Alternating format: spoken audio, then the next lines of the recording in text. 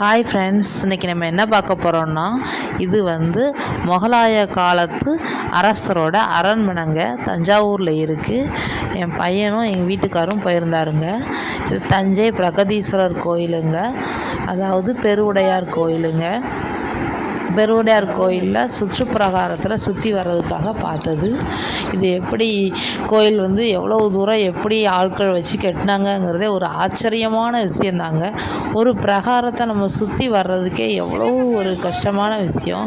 ஆனால் இதே கோயிலை 1000 கிலோ, அதாவது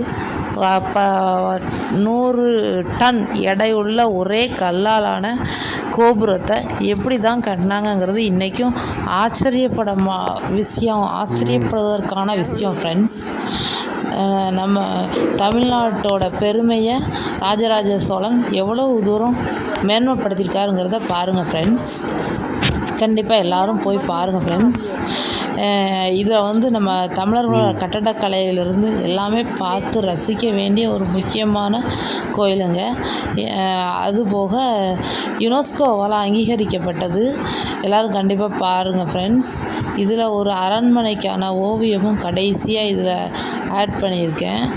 அதை பார்த்து என்ன தலையோட மாடா யானையாங்கிறத கன்ஃபியூஸாக பண்ணுற அளவுக்கு இருக்குங்கிற அந்த ஓவியத்தை பாருங்கள். இது கோபுரத்தோட முன் தோரணை எப்படி இருக்குன்னு பாருங்கள். ஒவ்வொரு பிரகாரமும் எவ்வளவு தூரம் இருக்குது. இது கொடிமரம் ஃப்ரெண்ட்ஸ். கொடிமரத்தை மட்டும் தனியாக ஃபோட்டோவாக எடுத்திருந்தோம் ஃப்ரெண்ட்ஸ்.